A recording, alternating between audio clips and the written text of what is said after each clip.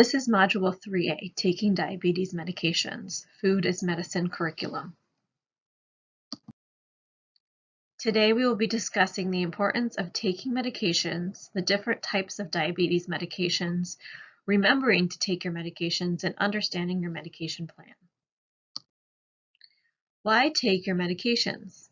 Taking medications as prescribed usually can prevent health conditions from becoming worse. For example, taking your diabetes, blood pressure, and cholesterol meds routinely can help lower your risk for heart attack, stroke, kidney damage, and help manage your blood sugars, blood pressure, and cholesterol levels in the body. Regularly taking medications can help improve health outcomes and reduce your long-term complications from disease. Taking medications can help reduce the risk of hospitalization and possibly death. The most common types of oral diabetes medications. In the bold type, you will see the medication class, and below it you will see the brand name for the medication. And we'll go into a little bit more detail on the following slides of how each medication works in the body. But just to start out with, we have the guaifinides, or most commonly known as metformin. We have the DPP-4 inhibitors. We have the SGLT2 inhibitors, we have the sulfonylureas, and we have the TZDs. The guaifinides, what they do in the body is they help lower blood sugar levels by decreasing the amount of glucose or sugar produced by the liver. They also help to make muscle tissues more sensitive to insulin so that your body can better process sugar. They should be taken with food, and they're usually taken 2 times per day, depends on the dosage and type. Side effects include diarrhea, gas or bloating, and nausea. Most of the side effects usually subside once you've been on the medication for a period of time. This medication does not cause weight gain or does not cause low blood sugar or hypoglycemia. The DPP-4 inhibitors, what they do in the body is they prevent the breakdown of a hormone in the body called GLP-1. Having more GLP-1 in the body is good because it helps with satiety and decreases our appetite. So by interfering with the breakdown of GLP-1, blood sugars can be lowered only when they're elevated. Side effects include digestive problems like nausea, diarrhea, or stomach pain, flu-like symptoms, or skin reactions. And the DPP-4 inhibitors does not cause weight gain or low blood sugar. The SGLT2 inhibitors, how they work in the body is they work in the kidneys to decrease reabsorption of glucose and eliminate glucose in the urine. So you end up peeing out more sugar in your urine. This class of medication can also help reduce your risk of kidney disease and cardiovascular complications. The side effects could possibly be urinary tract infections or UTIs, yeast infections, diabetic ketoacidosis or DKA, and low blood pressure. This class of medications can help with mild weight loss and does not cause low blood sugar.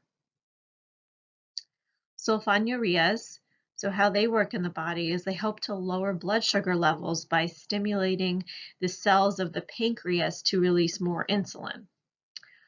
They should be taken with food or right before a meal, usually 1 to 2 times per day. The side effects of this medication is that it does cause low blood sugar or hypoglycemia, can cause weight gain, does make you more hungry, there's skin reactions, sometimes nausea, heartburn, or sometimes a rash. The TZDs, or thiolidones, how they work in the body is they help lower blood sugar by helping insulin work better in the muscle and fat tissues, and also reduce glucose production in the liver. Side effects include edema, macular edema, weight gain, or heart failure.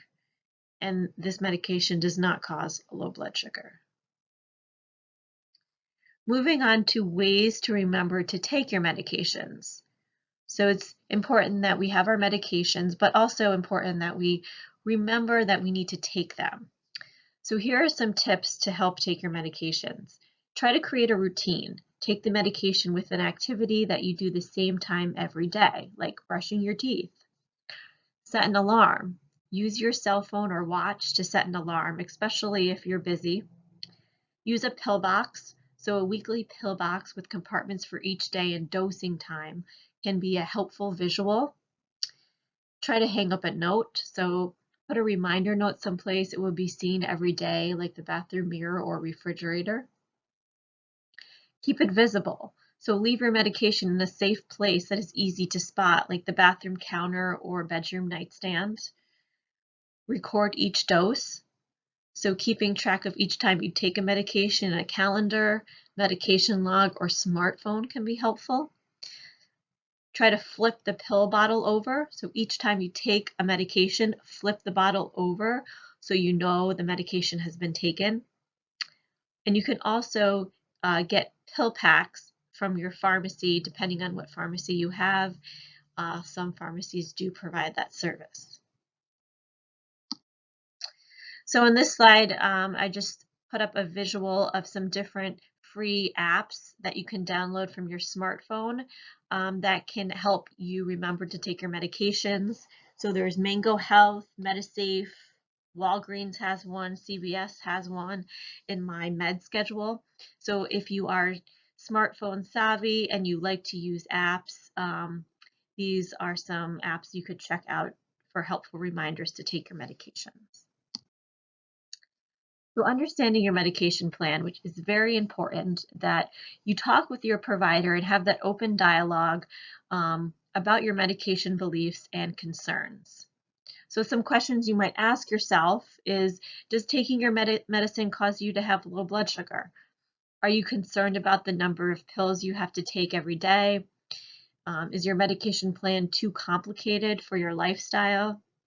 And then share any medication taking barriers with your provider or care team. If you're experiencing any side effects, if your medication is affecting your quality of life, if you've stopped taking a medication, or if you're struggling to pay for a medication. And at Hudson Headwaters, we do have clinical pharmacists on staff to help you with your own personal medication plan. So if you're interested in this service, you can reach out to your provider for more information.